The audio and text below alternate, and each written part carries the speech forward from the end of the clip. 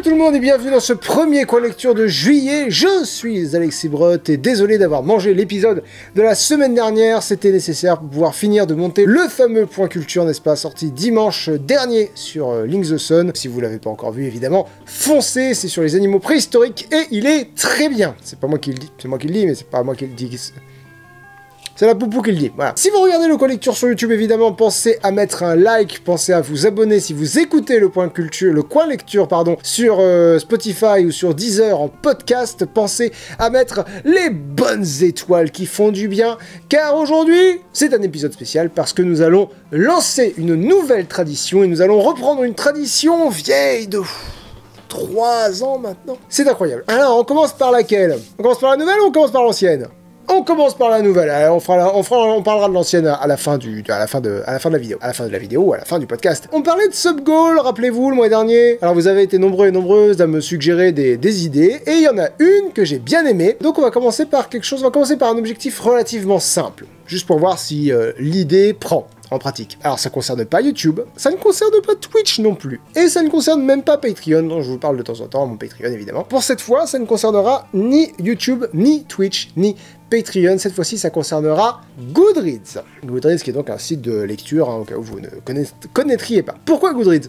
Parce que c'est un de mes comptes publics que je mets le moins en avant, donc vous êtes nombreux et nombreuses à ne pas connaître son existence, et donc ça me permettra de voir si vous êtes prêts et prêtes à jouer le jeu avec moi, de ces défis par objectif. Évidemment, vous trouverez mon lien pour mon compte Goodreads dans la description de la vidéo. Alors, au moment où j'ai écrit ce coin lecture, j'avais très précisément 301 personnes qui me suivaient sur Goodreads. Voilà l'objectif. L'objectif à atteindre avant la sortie du 3e coin lecture de ce mois-ci, donc avant le 28 juillet à 17 h très précisément. Si j'atteins 400 followers sur Goodreads, ça va. Je ferai un coin lecture qui rime. Si j'atteins 600 followers sur Goodreads, je ferai un coin lecture en alexandrin. Mais si j'atteins 1000 followers sur Goodreads, donc si je fais plus que doubler le compte que j'ai actuellement, je ferai tous les coins lecture d'août en alexandrin. Sauf un, parce que j'aurais pas le choix. Tous les coins lecture que je pourrais faire en alexandrin, je les ferai en alexandrin. Vous verrez. En fait, il y a pas mal de choses qui vont bouger cet été, là, concernant les coins lecture. Ça bouge, c'est une émission qui vit. Donc vous allez voir, il va y avoir des nouveautés.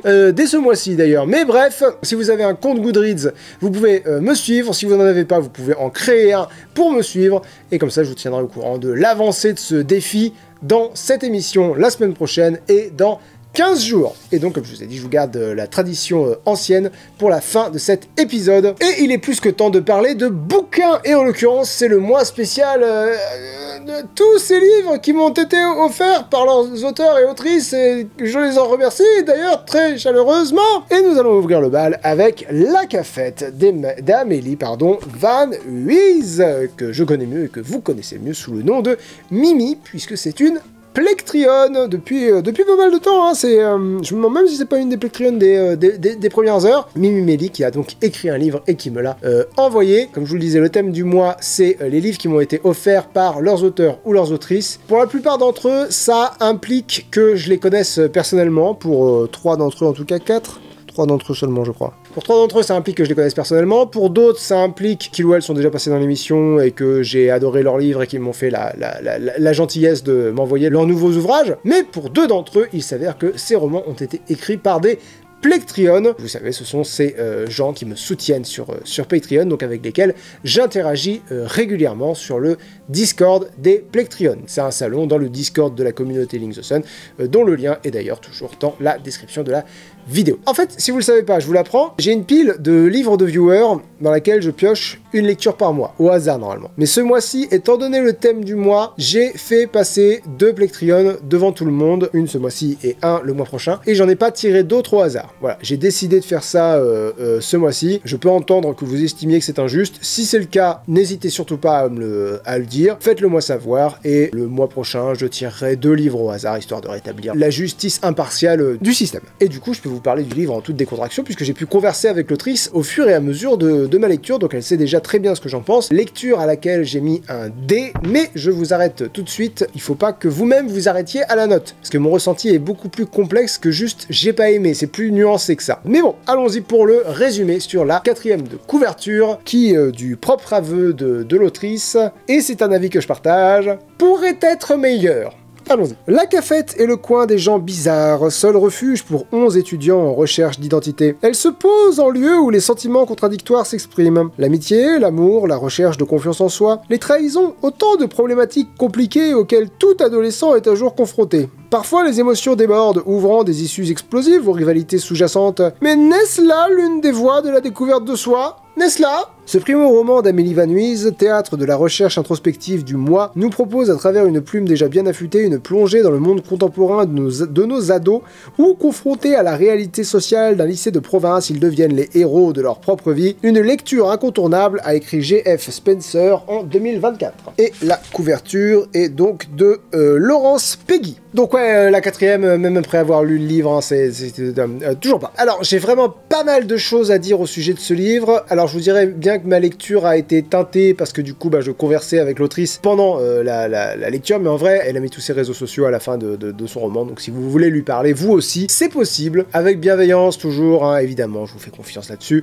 Et autre chose, c'est le quatrième livre, à ma connaissance, dont je suis dans les remerciements duquel je suis dans les remerciements. Avec l'exergue sur les colectures et le fait que cette émission, mon approche, l'a aidé à finir ce roman et qu'elle l'a d'une certaine manière, et là je la cite, ou en tout cas je la paraphrase, elle l'a plus ou moins fait éditer pour pouvoir me l'envoyer. Alors vous vous doutez bien que vous et moi, on n'en fera pas la même lecture, forcément ça va être teinté. Commençons par l'évidence, vous avez vu la note, non, j'ai pas aimé. J'ai pas aimé lire ce livre, pour un tas de raisons qui n'impliquent que moi, et on va commencer par ça. D'une part, il n'y a pas vraiment de protagoniste, il n'y a pas une ou un protagoniste, c'est un groupe de 11 lycéens et lycéennes qui évoluent dans la cafette du lycée. Tous ces personnages ont un chapitre, il n'y en a pas un ou une de plus important ou plus importante que les autres. Alors on commence avec Noëlla qui arrive au lycée, et ça évidemment c'est astucieux parce que du coup on va s'identifier à elle pour découvrir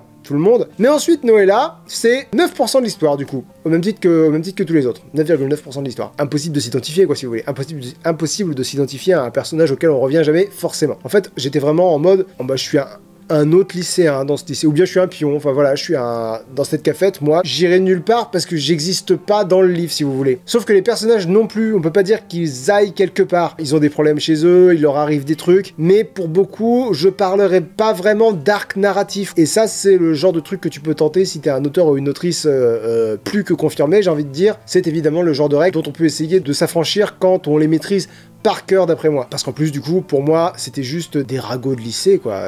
Genre, une telle, il lui arrivait tel drame, alors elle se scarifie pour se sentir bien, et un tel, il a vécu un traumatisme dans son enfance, alors il a un trouble dissociatif de l'identité. Et alors machin, lui, machin et machine, ils sont en couple, mais machin, il a trompé machine avec Bidule, sauf que Bidule, c'est la super pote de Trucmuche et Bitonia, elle est tellement jalouse, elle a fait une crise, et bon. J'avais qu'une envie, c'était de me barrer de cette cafette. J'avais envie de passer le bac, et à moi la fac, pour plus jamais avoir affaire à cette bande de gros emmerdeurs, quoi, finalement. Et ça, c'est ce que j'ai retenu du livre. Le lycée et les lycéens et les lycéennes, ils souffrent beaucoup, certes, voilà, ça c'est établi, ils souffrent beaucoup, et ils font souffrir beaucoup. C'est ce que j'ai sorti de ce livre. Mais alors, bon, on va commencer une transition qui est pas facile vers les qualités, parce que 3 choses. Et c'est rare les livres auxquels je mets des qui ont 3 qualités. D'une part, j'ai aucun mal à croire que ce sont des lycéens et des lycéennes dans ce roman. Quand c'est écrit par une adulte ou par un adulte, c'est pas toujours évident ça. Le mois dernier, si vous vous en rappelez, on parlait d'Akata Witch, et les personnages étaient censés avoir entre 14 et 15 ans, et ils parlaient, ils agissaient, ils réagissaient comme s'ils en avaient, pour certains, plus de 20 quoi. Dans certaines situations, plus de 20. Mais là, c'est pas le cas. Là, c'est pas le cas. On a clairement affaire à des adolescents, il n'y a pas de problème là-dessus, donc ça, c'est un compliment qui va pas forcément de soi. De 2, le roman est parvenu à susciter chez moi des émotions, et même des émotions assez fortes, j'ai envie de dire. J'avais envie de partir de ce lycée, j'avais vraiment physiquement envie de me barrer, quoi. J'avais envie de partir pour que ce soit plus qu'un mauvais souvenir. Ou d'aller traîner avec d'autres gens, parce que... En fait, c'est ça, parce que là, c'est vraiment la petite cour des miracles, quoi, au sein du lycée, la cafette. Vous allez peut-être penser, ça peut ressembler à un faux compliment, ça. Mais c'en est vraiment pas un. J'ai dit à l'autrice, fait, le pire que je puisse penser d'un livre, c'est que je me suis emmerdé, j'ai pas vu l'intérêt, quoi. Mais là, c'est loin d'être le cas. Là, je me suis pas emmerdé. J'avais envie de changer de compagnie. J'étais investi émotionnellement avec un investissement qui est ce qu'il est, mais j'étais investi. J'avais envie soit de leur fausser compagnie, soit que eux ou elles changent, que les personnages changent pour devenir moins cons, moins puérils, moins auto-centrés, moins géniards, enfin, moins des ados, quoi, j'ai envie de dire. Donc, j'étais investi dans quelque chose, et là encore, c'est pas forcément évident. Ça ne va pas de soi. Et le troisième truc, sans doute le plus important, l'autrice m'a dit que c'était de toute façon à peu près comme ça qu'elle avait vécu le lycée. Et franchement, il n'y a pas besoin d'être un lecteur de génie pour comprendre que le roman est, j'ai pas envie de dire semi-autobiographique parce que ce sera un peu exagéré, je vais dire qu'il y a une part très présente des démons de l'autrice dedans. Elle me l'a confirmé, mais il n'y avait pas besoin, quoi. C'était limpide. Donc ouais, elle a réussi à insuffler la vie, à susciter des émotions appropriées pour l'histoire qu'elle avait envie de raconter, et ça c'est pas facile, et c'est 100% atteint, quoi. L'objectif est 100% atteint. C'est pour ça, malgré ma note, pour moi, ce livre est une réussite. Et a fortiori en plus, mais ça c'est encore différent, c'est pas à moi de juger en tant que lecteur, mais Mimi m'a aussi parlé de la valeur thérapeutique de ce roman, et c'est peut-être là-dessus que j'avais le plus envie d'insister, parce que je pense que c'est ça le plus important. Je pense qu'aujourd'hui, les gens qui écrivent pour devenir connus, pour devenir riches, enfin voilà, pour des objectifs un peu superficiels comme ça, ils sont rares. Ils sont rares parce que je pense que le marché est plus que saturé, et qu'il y a des méthodes beaucoup plus simples, beaucoup plus efficaces, qui demandent beaucoup moins de travail pour devenir riche et célèbre. J'en suis intimement convaincu. Donc la question qu'il y a derrière tous les primo-romans, c'est pourquoi? Il faut une raison. Quelle est cette raison? Deux pourquoi en fait. Deux pourquoi. Pourquoi l'avoir écrit, déjà d'une part, et pourquoi l'avoir édité? Parce que c'est deux procédés qui sont différents, et l'un n'engage pas l'autre, et les deux ne vont pas forcément de soi. Alors pourquoi l'avoir édité? Je vous ai donné une partie de réponse, mais pourquoi l'avoir écrit? Ben, pour extérioriser, quoi, pour exorciser un peu ces années lycée dont on devine qu'elles n'ont pas été faciles, si vous me permettez un euphémisme. Et elle est la preuve vivante que ça marche, qu'en écrivant, elle s'est soulagée d'une partie d'un poids, et ça, même quand, comme moi, on n'a pas été sensible au livre du tout, ou à l'écriture, bah ça se sent, quoi. Il y a une énorme part d'authenticité, mais là, on redévie dans ce qui n'est pas important, donc restons... Ce qui est important, c'est que ce livre lui a fait du bien à elle, voilà. Dans cette émission, je vous invite surtout à lire par curiosité, pour votre culture, pour votre plaisir évidemment, pour qu'on apprenne tous ensemble, c'est sympa. Moi je sais que j'ai appris beaucoup de choses en 5 ans de relecture, mais je vous invite rarement à écrire, à découvrir l'écriture, si ça peut vous aider à aller mieux. Parce que c'est quelque chose que je connais beaucoup moins bien, déjà, mais c'est quelque chose qui existe. C'est une facette du monde littéraire que je connais peu, donc j'en parle peu. Mais voilà, là c'était l'occasion. Après, est-ce que je suggérerais ce livre? Bah moi je suggérerais à tous les gens qui n'ont pas eu un lycée facile, ou qui actuellement n'ont pas un lycée facile d'ailleurs, oui, je vous suggérerais de lire ce livre, pourquoi pas. Je pense que la connexion émotionnelle et intellectuelle peut se faire beaucoup plus facilement qu'avec un gars de 35 ans, quoi. Vous voyez, quand je vous disais qu'il fallait pas s'arrêter à la note, je pense que ce livre est franchement une réussite, et je suis pas surpris que la plupart des gens qui l'ont lu l'aient bien aimé. Franchement, je suis pas surpris. Il a une très belle authenticité, beaucoup d'humanité. Ça n'a pas marché pour moi, je peux pas dire le contraire, mais ça peut très bien marcher pour vous. Je tiens le livre à l'envers depuis le début. Je viens de me rendre compte que je tiens le livre à l'envers. Alors pour les gens qui m'écoutent qu'en podcast, ça ne change rien, mais hop là, la cafette, il se lit dans ce sens-là. Vous voyez, le haut est là, le bas est ici. Ça sera plus simple, je pense. Mais continuons avec Place d'âme de Sarah Schneider. Bon alors, pour mon éventuel nouveau public, le livre est à l'endroit. Pour mon éventuel nouveau public, on a pas mal de backstory à couvrir, parce que Sarah Schneider, c'est quelqu'un qui a toute une histoire dans le coin lecture. Je vais tâcher de vous résumer ça le plus vite possible. Donc son neveu m'a contacté il y a si longtemps maintenant, il y a 4-5 ans maintenant, pour me dire « Hey, il y a ma tantine qui écrit des bouquins », il l'a pas dit comme ça, mais voilà, donc l'idée. Quelques échanges de mails plus tard, je me retrouve en possession du grand éveil de la fantasy young adulte, Les Enfants d'Aliel. Je pars avec de gros a priori, et j'arrive 3 ans plus tard avec une saga préférée. À ce jour, d'ailleurs, Les Enfants d'Aliel est toujours ma saga préférée, devant Le Seigneur des Anneaux, devant Harry Potter, parce qu'il y a l'attachement émotionnel de me dire que j'ai vécu le développement de cette saga, avec le côté un peu intimiste du fait que l'autrice, voilà, n'est ni Tolkien, ni J.K. Rowling. Alors depuis, ce serait un grand mot de dire que Sarah est devenue une amie, disons que j'entretiens régulièrement une correspondance avec elle, et avec beaucoup de plaisir. Avec elle et beaucoup de plaisir. C'est un Zogma qui fonctionne qu'à moitié, mais c'en est un quand même. Et donc, quand elle m'a dit qu'elle écrivait un livre sur l'histoire politique du Jura suisse, je me suis dit, alors, ok, tu veux que je te l'envoie? Ouais. Non, je plaisante, bien sûr que j'ai dit oui.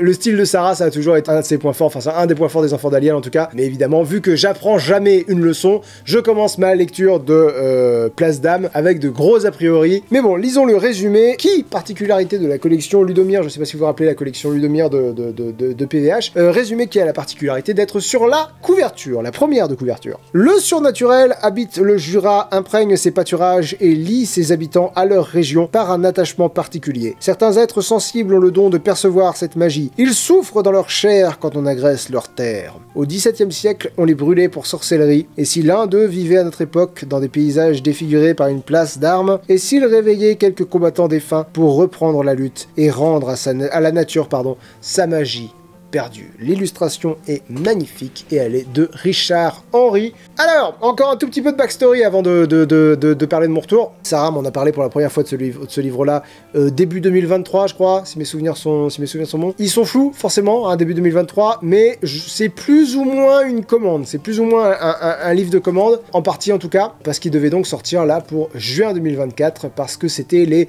50 ans de la libération du Jura. Il est possible que je dise des conneries, que je sois pas précis dans mes termes, mais voilà, on fête les 50 ans de quelque chose qui a rapport avec le Jura. Évidemment, si ça vous excite autant que moi, vous voyez dans quel état d'esprit j'étais en commençant ce livre. Voilà. Et c'est donc un A.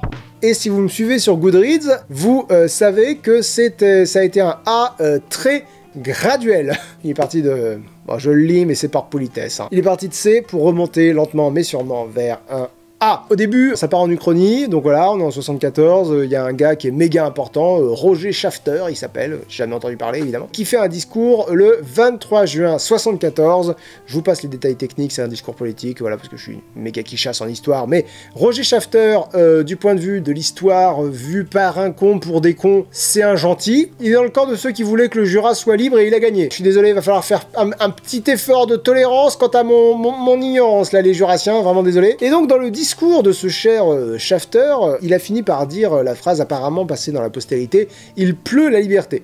Et Sarah Schneider imagine qu'il n'est pas plus ce jour-là, effet papillon, une place d'armes est construite, une tourbière est détruite. Franchement, le début est un peu flou pour moi. Le début est un peu flou pour moi parce que j'ai eu du mal à suivre. J'avais un peu peur que le style très précis, parfois un peu poétique de Sarah ne parvienne pas, si vous voulez, à me porter seul jusqu'au bout du livre. Parce que l'intérêt n'y était pas et ne pouvait pas y être au début. T'as beau écrire aussi bien que tu veux, si je m'en fous, je m'en fous. Voilà, pour le dire très brutalement. Et c'est là que Sarah est vraiment très douée. Elle va pas passer en mode vas-y, intéresse-toi au Jura, tu vas voir, c'est intéressant.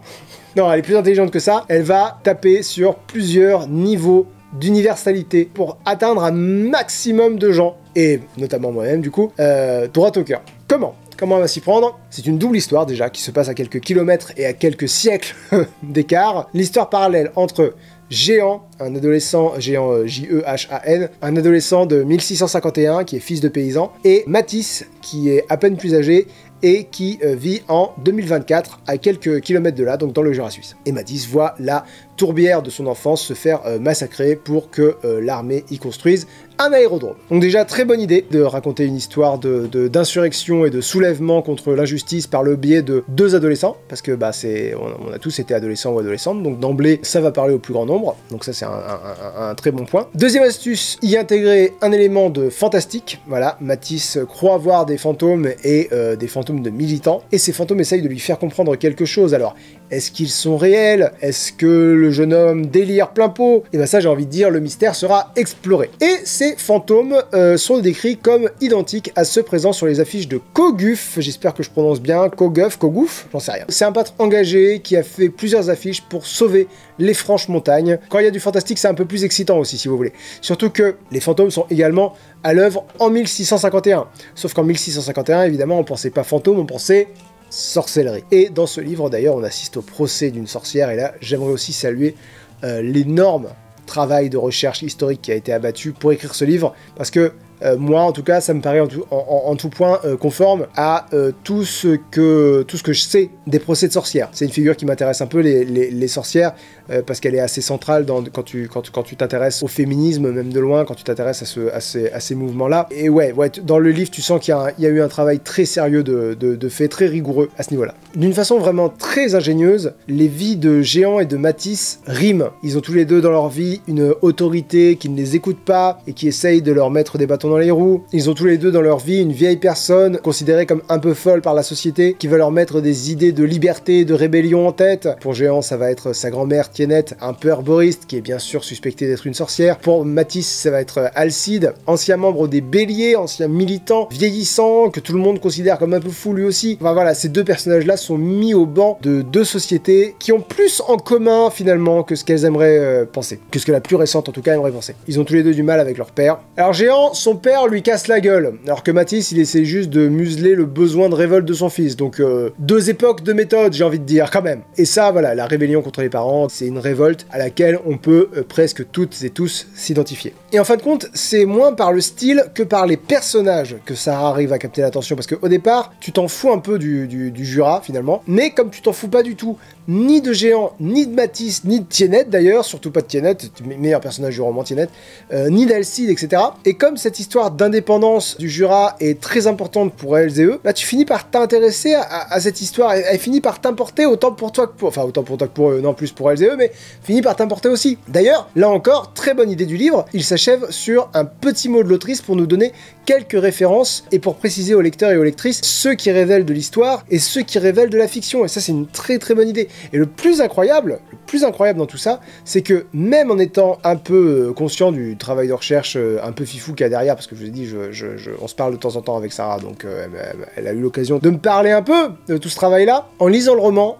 elle donne quand même l'impression, et ça c'est dingue, elle donne quand même l'impression que c'est simple. Elle donne l'impression que c'est évident. Elle écrit avec un tel naturel que le roman se dévore sans effort. T'as pas l'impression de lire un traité historique, t'as l'impression d'écouter quelqu'un qui ne connaît que ça, quoi. D'ailleurs, à ce niveau-là, ça m'évoque un peu Captive de Margaret Atwood. Je me souviens que j'avais eu un peu peur de l'aborder pour la même raison, parce qu'il est question d'histoire avec un grand H, donc voilà, je lutte pour maintenir mon attention, même dans ce roman-ci, hein, d'ailleurs, au début, hein, soyons clairs, quand il y a un long dialogue qui parle d'histoire, mon cerveau, lui, il va lire date, guerre contre les... eux, c'est les méchants, nous, on est les gentils, nous, on voulait la liberté, on voulait la démocratie, et à la bataille, il y a les accords, il y a les traités, il y a les...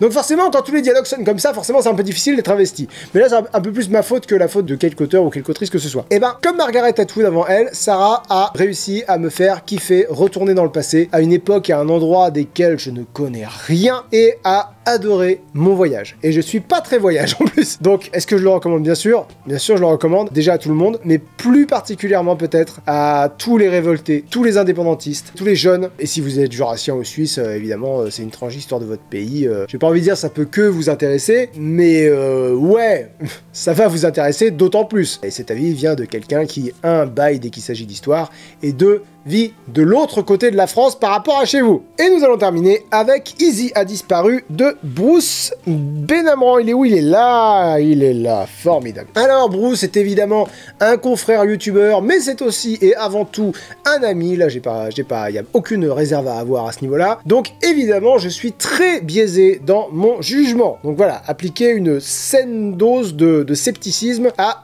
tout ce que je vais dire. Je dis ça parce que quand j'ai parlé de ces deux précédents romans, à chaque fois, j'avais des commentaires absolument abjects dans les commentaires. Donc, si on n'est pas d'accord, ça arrive. Modérez peut-être votre indignation. Disons ça comme ça. Bruce est un ami, je suis biaisé en sa faveur. Et d'ailleurs, on va développer là-dessus. Et j'en ai conscience. Donc, c'est son troisième roman. J'avais bien aimé les deux premiers. J'ai bien aimé celui-ci. Je me suis arrêté sur un B-. Même si, franchement, plus j'y réfléchis, plus je pense que là, même pour moi, je le surnote un peu. Ça devrait peut-être être un C+. Mais justement, je reste fidèle à ma première note, qui est une note de ressenti immédiat, si vous voulez, après la lecture. Entre B+ et B-, il y a un changement de perception. Alors évidemment, sur l'échelle, c'est pas grand-chose. D'ailleurs, sur les sites avec un système de notation à étoiles, comme Goodreads par exemple, les deux sont représentés par 3 étoiles et demie, parce que B- c'est 4 étoiles auxquelles j'enlève un demi, et C+, c'est évidemment 3 étoiles avec une demi en plus, mais il y a un changement de nature. Un changement de nature parce que si je mets un B, c'est que j'ai bien aimé. Si je mets un C, c'est que ça m'a fait ni chaud ni froid quoi finalement. C+, c'est je m'en suis foutu mais il y a quand même un truc qui était quand même bien. B-, c'est j'ai bien aimé mais quand même j'ai quelques réserves. Donc voilà, j'ai bien aimé. Donc on est clairement dans le B-, d'après moi. Rentrons évidemment dans le vif du sujet avec le résumé sur la 4e de couverture bien sûr. Mais où est passé Easy, Y2ZY. Avec ses 30 millions d'abonnés, je ne comprends pas comment personne ne l'a encore retrouvé, dit Kevin Randall Jones, influenceur. Je ne sais pas ce qui est le pire dans cette enquête, la presse ou ses foutus réseaux sociaux, dit Steve O'Malley, inspecteur du Boston Police Department. Je serai bientôt en mesure de lever le voile sur le mystère de cette disparition, alors abonnez-vous, dit Travis Midsummer, mentaliste et youtubeur. Easy a maintenant disparu depuis plusieurs jours. La célèbre Instagrammeuse est entrée dans un hôtel de Boston pour une séance photo et personne ne l'a vu ressortir. Internet est en surchauffe, les flics et le procureur de Boston sur les dents. Avec ce roman choral au suspense haletant, Bruce Benamran raconte la folie qui régit le monde des influenceuses et des influenceurs. Il éclaire la face cachée des réseaux sociaux, leurs dérives, leurs excès. Un thriller vertigineux sur cette pieuvre virtuelle qui étend ses tentacules sur nos vies, nous enlace et menace de nous étouffer. À 46 ans, Bruce Benamran est un pionnier de YouTube. Sa chaîne Y Penser compte plus d'1 million d'abonnés. Écrivain, il est l'auteur de plusieurs best-sellers. Écoute, techniquement, oui. Et l'illustration de début de... Je n'ai pas de référence pour l'illustration de la couverture. Alors déjà, le thriller, c'est le genre de prédilection de Bruce. Il sait les écrire, ça y a pas de souci. Le suspense est là. On le prendra pas en défaut à ce niveau-là. D'après moi. J'ai vu des critiques dire que l'enquête traînait beaucoup en longueur, celle-ci par rapport aux deux autres peut-être, que rien se passe avant les 2/3 du livre, et là j'ai envie de dire... En fait j'ai envie de dire plein de choses qui spoilent, donc on va pas faire ça. On spoilera évidemment plus demain, vous savez comment ça marche si vous suivez l'émission depuis un moment. On spoilera le livre demain sur ma chaîne Twitch LinksTS dans mon émission Au Coin du Feu. Le lien de la chaîne est dans la description de la vidéo. Le replay sera disponible sur cette chaîne dès mardi qui vient. Alors, sans spoiler, mais donc en brodant de façon très large et un peu nébuleuse, si vous y allez pour une enquête, vous allez être déçu. Si vous y allez pour un whodunit façon Agatha Christie ou une chasse aux criminels comme dans un Tillier finalement, vous allez être déçu. Vous allez être déçu. Et ce serait légitime que vous le fussiez. Parce que bon, on a lu la 4e, on te vend un thriller. Très clairement, on te vend un thriller. Mais, en fait, c'est deux autres choses, ce roman. Un truc que j'ai vraiment bien aimé et un truc sur lequel j'ai plus de réserve. Commençons par le positif, c'est une réflexion sur la place de l'image sur les réseaux sociaux. Là, en l'occurrence, en particulier Instagram, mais je pense qu'on peut l'étendre à tous les réseaux sociaux. Et en fait, c'est raconté par plusieurs moyens. Il y a non seulement les témoignages de tous les proche entre guillemets de Dizzy, proche entre guillemets parce que on se rend compte petit à petit qu'elle est entourée de gens à la fois très superficiels et très hypocrites, cette pauvre Izzy, à des niveaux différents et pour des raisons différentes évidemment, mais toutes et tous un peu superficiels et un peu hypocrites, ou alors franchement superficiels et franchement hypocrites.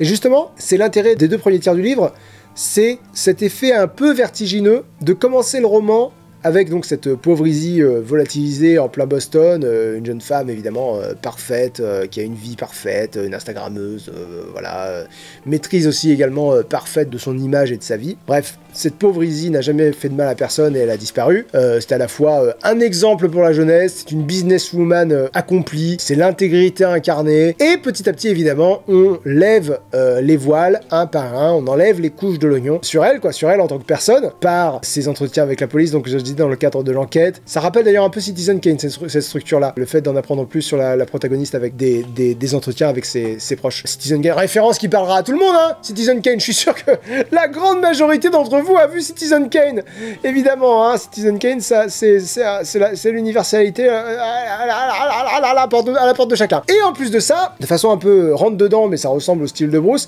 il y a des extraits de conférences d'un sociologue fictif qui parle de ça finalement, des relations parasociales, de notre image sur les réseaux. Et du coup, on a ce mélange à 3 ingrédients entre le thriller, certes, il y a une dimension thriller, il y a en tout cas un cadre thriller, l'apprentissage et aussi l'engagement. Parce que bon, c'est clairement un livre qui a un parti, hein, clairement. Et ça, c'est ce que j'aime aussi dans le style de Bruce, et c'est pour ça que je suis partial aussi, c'est que j'ai l'impression de parler avec lui, et ça, c'est toujours vivifiant, quoi, si vous voulez, les discussions avec Bruce, parce qu'il sait plein de choses, et en plus, il a beaucoup d'opinions aussi, sans être con, quoi, sans être con au sujet de ses opinions, il peut t'écouter, il va t'écouter, même s'il est pas d'accord. Et en plus, là, en l'occurrence, ça parle d'un sujet qu'on connaît tous les deux et qui nous importe à tous les deux. Parce que c'est un peu notre milieu, finalement. Tu vas me dire, on a assez peu en commun, lui comme moi, avec une Instagrammeuse lifestyle. Bah, en fait, j'aurais tendance à dire qu'on aura plus de points communs que de différences, finalement. Je pense. Donc, ça, cette espèce de triple partie-là, c'est une partie qui est bien faite. Ce qui nous amène, de façon malheureusement prévisible, inéluctable et tout à fait désagréable, à l'autre partie.